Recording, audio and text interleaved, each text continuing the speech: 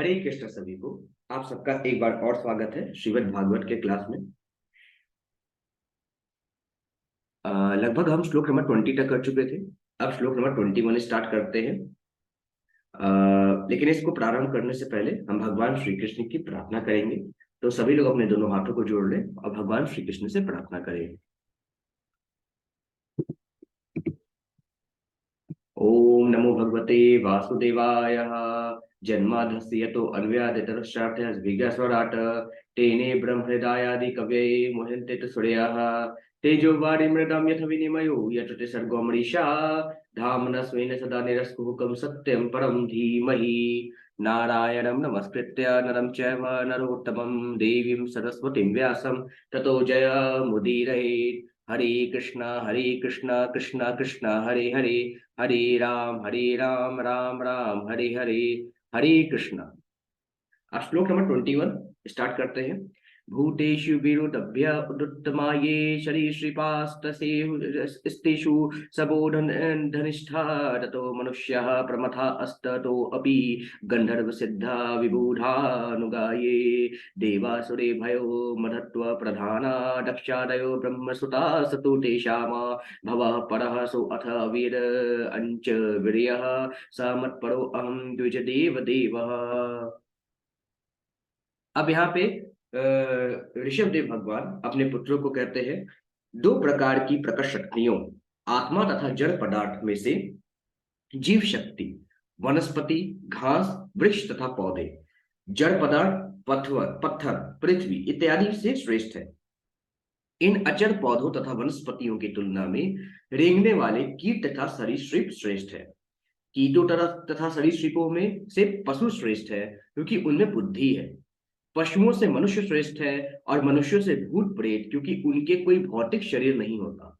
भूत प्रेतों से गंधर्व और गंधर्वों से सिद्ध श्रेष्ठ होते हैं। सिद्धों से किन्नर और किन्नरों से असुर श्रेष्ठ होते हैं। असुरों से देवता और देवताओं में स्वर्ग का राजा इंद्र श्रेष्ठ है। इंद्र से भी श्रेष्ठ ब्रह्मा के पुत्र जैसे कि राजा दक्ष और ब्रह्मा के इन पुत्रों में भगवान शिव सर्वश्रेष्ठ है। शिव ब्रह्मा के पुत्र हैं इसलिए ब्रह्मा श्रेष्ठ माने जाते हैं, किंतु वे मुझ भगवान के अधीन हैं। चूंकि मैं ब्राह्मणों को पूज्य मानता हूं इसलिए ब्राह्मण सर्वश्रेष्ठ है। फिर आगे ऋषभ देव जी भगवान कहते हैं, न ब्राह्मण्य असतुल्य भूत मन्यत पश्यामि विप्रः कीमतः परं तु यस्मिन् भी प्रभुतं श्रद्धया वशनामि कामं न तथाग्निहोत्तरे। अब ऋषभ देव जी भगवान कहते हैं, हे पूज्य ब्राह्मणों, जहां तक मेरा संबंध है इस संसार में ब्राह्मणों के तुल्य या उनसे श्रेष्ठ अन्य कोई है ही नहीं। मैं उनके तुलना योग्य किसी को नहीं पाता। वैदिक नियमों के अनुसार यज्ञ करने के पीछे जो मेरा उद्देश्य है उसे सब लोग समझ लेते हैं, तो वे मेरे निमित्त अर्पित भोग अत्यंत श्रद्धा और प्रेम पूर्वक ब्राह्मण मुख के द्वारा मुझे प्रदान करते हैं। इस प्रकार प्रदत्त भोजन को मैं अत्यंत प्रसन्न होकर ग्रहण करता हूँ। निसंदेह इस प्रकार से प्रदत्त भोजन को मैं अग्निहोत्र में होम किए भोजन की अपेक्षा अधिक प्रसन्नता पूर्वक ग्रहण करता हूँ। फिर आगे ऋषभ देव जी कहते हैं, घटा तनुरुशति में पुराणी ये नेह सतत्वं परमं पवित्रं शमोदमः सत्यमनु अग्रहश्च तपस्ति तिक्षानुभवश्च यत्र। अब यहाँ पे जो है ऋषभ देव जी कहते हैं, वेद मेरे शाश्वत दिव्य शब्दावतार है, इसलिए वे शब्द ब्रह्म है। इस जगत में ब्राह्मण समस्त वेदों का सम्यक अध्ययन करते हैं और उनको आत्मसात कर लेते हैं, इसलिए उन्हें साक्षात मूर्त रूप वेद माना जाता है। ब्राह्मण सतोगुणी होते हैं, फलस्वरूप उनमें शम दम एवं सत्य के गुण पाए जाते हैं। वे वेदों का मूल अर्थ वर्णन करते हैं और अनुग्रहवश समस्त बद्ध जीवों को वेदों के उद्देश्य का उपदेश देते हैं। वे तपस्या तथा तितिक्षा का अभ्यास करते हैं और जीवात्मा तथा परम ईश्वर के पदों का अनुभव करते हैं। यही ब्राह्मणों के 8 गुण है: सतत्व, शम, दम, सत्य, अनुग्रह, तपस्या, तितिक्षा तथा यथा अनुभव है। अतः समस्त जीवों में ब्राह्मण सर्वश्रेष्ठ हैं। फिर आगे ऋषभदेव जी कहते हैं, मत्तो अपयन्नन्तात् परतः परस्मात् स्वर्गापवर्गाधिपर्तेन कंचित येषां किमु स्यादितरेण तेषामङ्के च नानामयी भक्ति भाजाम। अब यहाँ पे जो है ऋषभदेव जी कहते हैं अपने पुत्रों को, मैं ब्रह्मा तथा स्वर्ग के राजा इंद्र से भी अधिक ऐश्वर्यवान, सर्वशक्तिमान तथा श्रेष्ठ हूँ। मैं स्वर्ग लोक में प्राप्त होने वाले समस्त सुखों को तथा मोक्ष को देने वाला हूँ। तो भी ब्राह्मण मुझसे भौतिक सुख की कामना ही नहीं करते। वे अत्यंत पवित्र तथा निष्प्रिय हैं। वे एकमात्र मेरी भक्ति में लगे रहते हैं। भला उन्हें अन्य किसी से भौतिक लाभों के लिए याचना करने की क्या आवश्यकता है। फिर आगे भगवान श्री हरि बोलते हैं, शर्वाणी मद्धि अश्नयतया भवद्धि भस्चारिणी भूतानि सुता ध्रुवणी ध्रुवाणी संभावित वयानि पदे पदे वो विविक्त भिस्तदुहार्हर्णम में। अब यहाँ पे जो है ऋषभ देव जी भगवान कहते हैं, हे पुत्रों, तुम्हें चराचर किसी जीवात्मा से ईर्ष्या नहीं करनी चाहिए। यह जानते हुए कि मैं उनमें स्थित हूं, प्रत्येक क्षण उनका समादर करना चाहिए। इस प्रकार तुम मेरा आदर करो। फिर आगे ऋषभ देव जी कहते हैं, मनोवचो अद्रीक करणै हि तस्य साक्षात् कृतं मे परिवर्हरणं हि विना पुमान्येन महाविमोहात् कृतान् तपासान् विमोक्तुमिषेत। अब यहाँ पे ऋषभ देव जी कहते हैं, मन, दृष्टि, वचन तथा समस्त ज्ञानेन्द्रिय तथा कर्मेंद्रियां, इंद्रियों का वास्तविक कार्य मेरी सेवा में लगे रहना है। जब तक जीवात्मा की इंद्रियां इस प्रकार सेवारत नहीं रहती, तब तक जीवात्मा को यमराज के पास सदृश सांसारिक बंधन से निकाल पाना दुष्कर है। अब यहाँ पे सुखदेव जी महाराज कहते हैं, श्री शुकुवाच एव एव मनुष्यास्यात्मजान स्वयं नुशिष्टानपि लोकानुशासनार्थं महानुभावः परम सुहृद भगवान ऋषभापदेशः उपशमशीलाना मुपरत कर्मणा महामुनिना भक्ति ज्ञान वैराग्य लक्षणं पारमहंसय धर्ममुपशिक्ष्यमाणः सवतन्य सत ज्येष्ठं परम भागवतं भगवज्ज जनपरायणं भरतं धरणी पालनायाभिषिज अच्छ स्वयं भवन एतो वरित शरीर मात्र परिग्रह उन्मत्त इव गगन परिधानः प्रकीर्ण केशः आत्मनयारोपिता हवनीयो ब्रह्मावर्तात् व्राजः। अब सुखदेव जी मुनि यहाँ पे कहते हैं, इस प्रकार सबके हितैषी परमेश्वर ऋषभदेव ने अपने पुत्रों को उपदेश दिया, यह आदर्श प्रस्तुत करने के लिए कि गृहस्थ जीवन से विरक्त होने के पूर्व पिता अपने पुत्रों को किस प्रकार शिक्षा दे। उन्होंने उन्हें शिक्षा दी। यद्यपि वे सभी पूर्णतः शिक्षित तथा शिष्ट थे, इन उपदेशों से सकाम कर्मों से न बंधने वाले तथा अपनी भौतिक कामनाओं को नष्ट करने के बाद भक्ति में लीन रहने वाले सन्यासी भी लाभ उठाते हैं।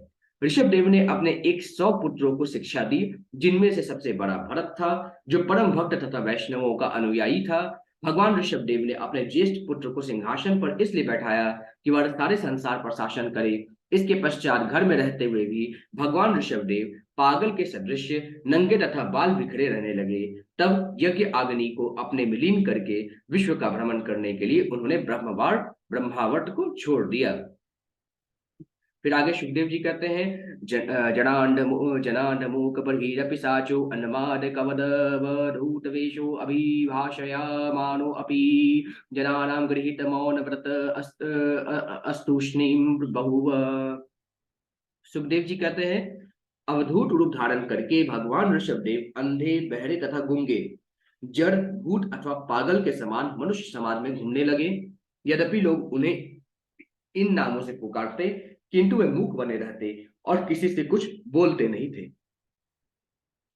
फिर आगे सुखदेव जी कहते हैं, तत तत पुर ग्रामा करखेट वाटे खरवत शिवीर ब्रज घोष सार्थ गिरिवनाश्रमा दिश्वनौ प्रथमव निचरा पसदे परिभूयमानो मचिकाभिरीव वनगजस्त अर्जनता डनावमेह नष्टि वनग्रावश कृद्रजः प्रक्षेपपूति वाटरुरु अकृस्ते अस्तदविगण यन्ने वासत असंस्थान एतस्मिन् देहोपलक्षणे शतपदेश उभयानुभव स्वरूप रूपेण समहिमाव अस्थानेन समारोपिताहं ममाभिमान अत्वाद विखंडित मनाः पृथ्वीमेकचरः परिबभ्राम।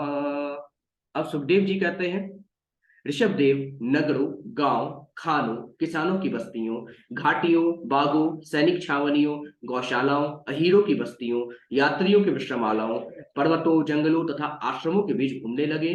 जहां भी वे जाते उन्हें दुष्ट जन उसी प्रकार घेर लेते जिस प्रकार जंगली हाथी को मक्खियां घेर लेती हैं। उन्हें डराया धमकाया जाता, मारा जाता, उन पर पेशाब तक किया जाता और उन पर थूका जाता। किस पे? ऋषभदेव जी पे, जो स्वयं भगवान श्री हरि के अवतार है, अंशावतार है, उनके साथ ऐसा व्यवहार होता। यहाँ तक कि कभी कभी उन पर पत्थर, विष्ठा और धूल फेंकी जाती। यस्था यानी मल, विष्ठा यानी मल। और कभी कभी तो लोग उनके समक्ष अपान वायु निकाल देते। इस प्रकार लोग उन्हें भला बुरा कहते और अत्यधिक यातना देते, किंतु उन्होंने कभी भी इसकी परवाह नहीं की, क्योंकि वे यह समझते थे कि शरीर का यही अंत है। वे आत्म पद पर स्थित थे और सिद्ध होने से ऐसे भौतिक तिरस्कारों की तनिक भी परवाह नहीं करते थे। अर्थात उन्हें इसका पूर्ण ज्ञान हो चुका था कि पदार्थ, देह तथा आत्मा पृथक पृथक है। उनमें देहात्म बुद्धि न थी, अतः वे किसी पर क्रुद्ध हुए बिना सारे संसार में अकेले ही घूमने लगे। फिर आगे सुखदेव मुनि कहते हैं, अति सुकुमार कर चरणोरह स्थल विपुल बाहवन सगल वदनाद्य वयव विनयाशः प्रकृति सुंदर स्वभाव वह वहास सुमुखो नवनलीन दलायमान शिशिर तारारुणायत नयन रुचिरः सदृश शुभग कपोल कर्ण कंठनासो विगूढ़ अस्मित वदन महोट सवैन पुरवती वनितानां मनसि कुसुम शरासन मुपदधान परागवल्लंबमान कुटिल जटिल कपीश केश भूरि भारो अवधूत मलिन निज शरीरेण गृह गृहीत ऋषयतः। अब सुखदेव जी कहते हैं, भगवान ऋषभ देव के हाथ, पांव और वक्ष स्थल अत्यंत दीर्घ थे। उनके कंधे, मुख तथा अंग प्रत्यंग अत्यंत सुगठित और सुकोमल थे। उनका मुख उनकी सहज मुस्कान से मंडित था और उनके खुले हुए लाल लाल नेत्र ऐसे प्रतीत होते थे मानो प्रातःकालीन पुष्करणों से युक्त नव विकसित कमल पुष्प की पंखुड़ियां हों। इस कारण वे और भी अधिक सुंदर दिखते थे। उनकी पुतलियां इतनी मनोहर थीं कि देखने वालों का सारा संताप हर लेती थी। उनके कपोल, कान, गर्दन, नाक तथा अन्य अंग अति सुंदर थे। उनके मंद हास से उनका मुख इतना आकर्षित प्रतीत होता था कि नवविवाहित नारियों का भी मन खींच जाता था। ऐसा प्रतीत होता था कि मानो कामदेव ने अपने बाणों से उन्हें बींध दिया हो। उनके सिर के चारों ओर घुंघराली बूढ़ी जटाएं थी। उनके सिर के बाल छितरे थे, क्योंकि उनका शरीर गंदा और उपेक्षित था। ऐसा प्रतीत होता था मानो उन्हें किसी भूत ने सता रखा हो। फिर आगे सुखदेव जी कहते हैं, यही रवाव स भगवान लोकमिमं योगस्याध्या प्रतिमपि वाच अक्षाण अस्तत् प्रतिक्रिया कर्म विभत्सै अतमिति व्रतमाजिगर मासितः शयान एव शनाति पिबति खादत्यव हे महेति हरति शम चेष्टमान उच्चरति आदि अग्धोदृशः। अब सुखदेव जी कहते हैं, जब भगवान ऋषभदेव ने देखा कि जनता उनकी योग साधना में विघ्न रूप है, तो उन्होंने इसकी प्रतिक्रिया में अजगर का सा आचरण वृत्ति ग्रहण कर लिया। वे एक ही स्थान पर लेटे रहने लगे। वे लेटे ही लेटे खाते, पीते, पेशाब तथा मल त्याग करते और उसी पर लोटपोट करते। यहाँ तक कि वे अपने सारे शरीर को अपना ही मल मूत्र से सान लेते, जिससे उनके विरोधी उन्हें विचलित ना करें। फिर आगे सुखदेव जी कहते हैं, तस्य यह पुरीशसूर भिषौगण्य वायु सतम देशम दश योजनम समन्तात सूरभीम चकार। सुखदेव जी कहते हैं, इस अवस्था में रहने के कारण जनता ने ऋषभ देव को परेशान नहीं किया, परंतु उनके मल मूत्र से दुर्गंधी नहीं निकली। उल्टे उनका मल मूत्र इतना सुगंधित था कि 80 मील तक का प्रदेश इसकी सुगंध से भर गया। फिर आगे जो है सुखदेव जी कहते हैं, एवं गोमृग काक चरया वज्रम स्ति अष्ट नासिनः शयानः काकमृग गोचरितः पिबति खादत्य वमेहति समः। सुखदेव जी कहते हैं, इस प्रकार ऋषभदेव ने गायों, हिरणों तथा कौओं की वृत्ति का अनुगमन किया। कभी वे इधर उधर चलते तो कभी एक स्थान पर बैठे रहते, कभी वे लेट जाते। इस प्रकार वे गाय, हिरण तथा कौवे के समान ही आचरण करते। उन्हीं के समान वे खाते पीते तथा मल मूत्र का त्याग करते। इस प्रकार वे लोगों को धोखे में रख रहे थे।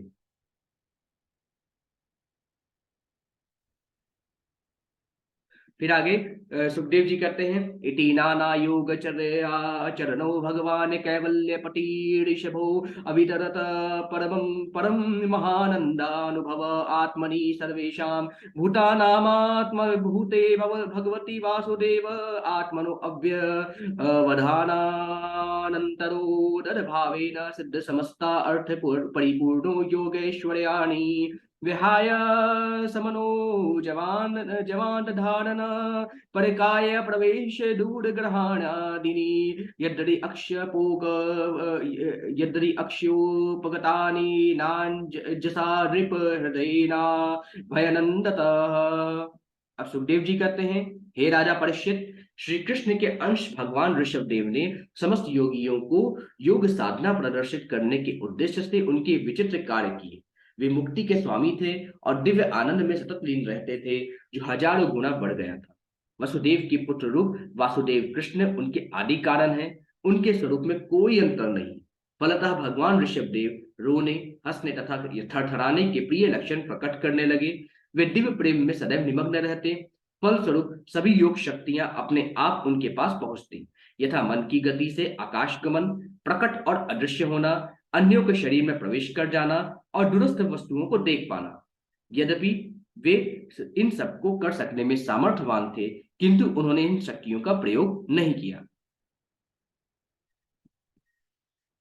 इस प्रकार श्रीमद् भागवत के पंचम स्कंद के अंतर्गत भगवान ऋषभ देव द्वारा अपने पुत्रों को उपदेश नामक 5वें अध्याय के भक्ति वेदांत तात्पर्य पूर्ण हुए।